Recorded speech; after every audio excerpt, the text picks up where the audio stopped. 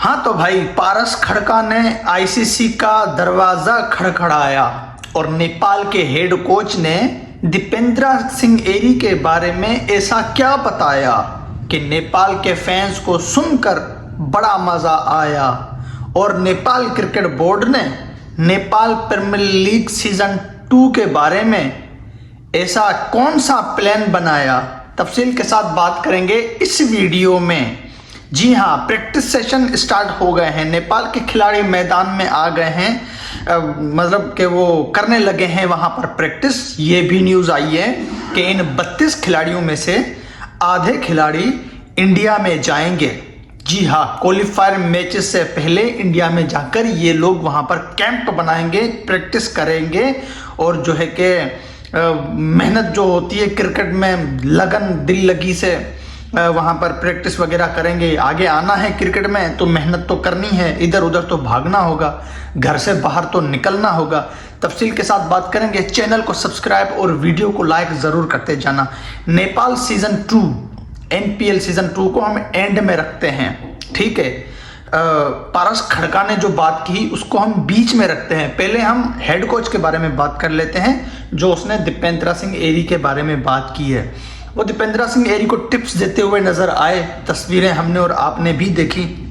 कहने को तो दीपेंद्र सिंह एरी बहुत बड़े खिलाड़ी नेपाल के हैं, बहुत बड़े खिलाड़ी हैं, लेकिन कुछ टाइम में उसने मतलब वो रन नहीं किए जो रन कुशाल भुरतिल और आरिफ शेख ने किए नेपाल के लिए।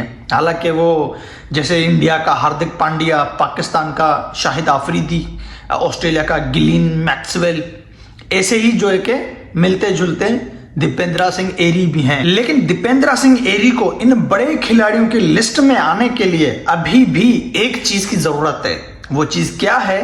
वो चीज ये है कि भाई देखो, फिलहाल वो स्कॉटलैंड, नीदरलैंड ऐसी टीमों के साथ नेपाल की टीम जो है कि क्रिकेट खेलती हुई ज्यादा नजर आती है हमें। आप सभी को पता है कि उनके पास कोई 150 की स्पीड करवाने वाले बॉलर नहीं है, ना ही कोई उनके पास स्विंग के सुल्तान है, ना उनके पास कोई स्पिनर, मिस्ट्री स्पिनर है, गुगली फैक स्पिनर हैं। ऐसी कोई जो है कि बॉलिंग इन टीमों के पास नहीं है। तो ये बॉलिंग किसके पास है? ये बॉलिंग है England, Australia, New Zealand, south Africa, India, Pakistan. इनके पास हैं वो बॉलर जो 150, 140 प्लस की बॉल फेंकते हैं और स्विंग, टर्न, स्पिन का जाल, सारा हुनर है इन टीमों के पास। बड़े स्पेशलिस्ट खूंखार बॉलर हैं, स्पिनर भी हैं, मीडियम फास्ट बॉलर भी हैं और जो है कि फुल फास्ट बॉलर भी हैं।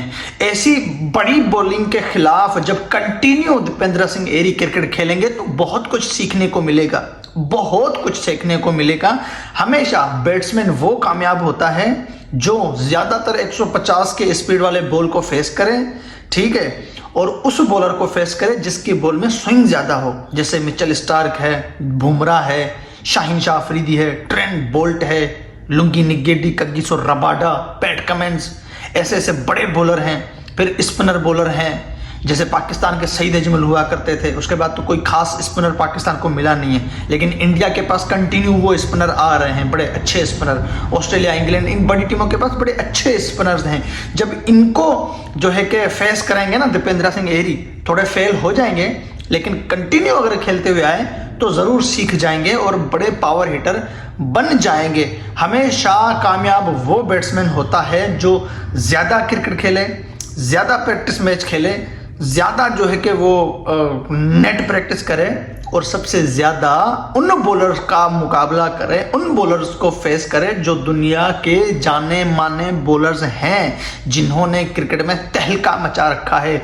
अब पारस खड़का ने जो आईसीसी का दरवाजा खड़खड़ाया है, जाहिर सी बात है वो गया तो बिरयानी खाने नहीं है, वो कुछ बातें वहां करने और पूछने और मतलब समझने गया होगा कि हमें इस जो है कि नेपाल क्रिकेट को आगे कैसे लेकर आना है। टॉप लेवल की जो टीमें हैं उनमें हमें नेपाल को रखना है, कैसे रखना होगा।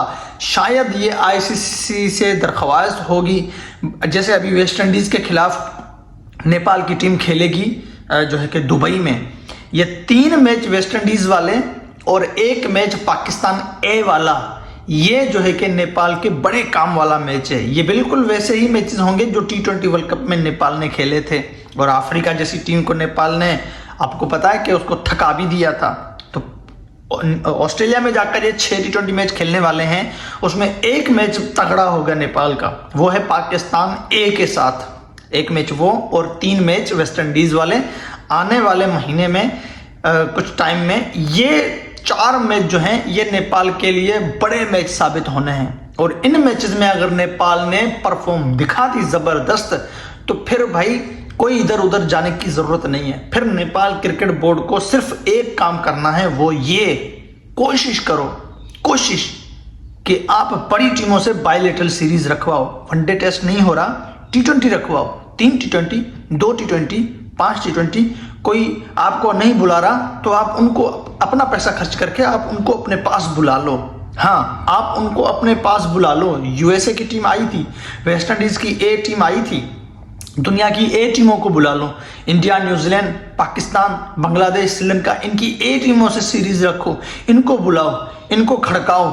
इनको खड़काने के बाद वैसे भी आईसीसी का माइंडसेट तो बना हुआ है नेपाल के ऊपर। आपको पता है नेपाल का एक लीग हुआ था, पहला लीग हुआ था, जिसमें कोई इतने बड़े इंटरनेशनल खिलाड़ी नहीं आए थे, लेकिन आए थे तो हर टीम में 1-2 बाहर का खिलाड़ी था। ठीक है, आईसीसी ने क्या किया, लीग के जो है कि लीग को जो देखने जो लोग आए थे, उनकी जो भीड़ थी स्टेडियम में, आईसीसी ने उस भीड़ के फोटो खींच के भाई अपलोड कर दिए थे अपने पेज पे। और वहीं से ही हमने आप लोगों को ये बताया भी था कि भाई आईसीसी बहुत कुछ करने वाला है। आईसीसी को ऑडियंस का जितना पैसा नेपाल से मिलेगा ना भाई, उतना इंडिया, पाकिस्तान, अदर कंट्रीज से भी नहीं मिलेगा। आपको पता है इस वक्त मैच अगर होता है ना किसी कंट्री में, तो सबसे ज्यादा ऑडियंस कहाँ आती है? ऑस्ट्रेलिया, इंग्लैंड और इंडिया में। हाँ, इन मुल्कों में।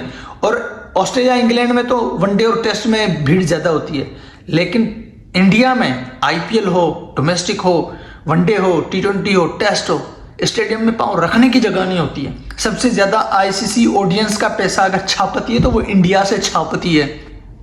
उसके बाद अगर कहीं से वो छापने का इरादा रखती है तो वो नेपाल है। नेपाल में हमने देखा है, वेस्ट इंडीज की ए टीम आई थी, स्टेडियम भर गए।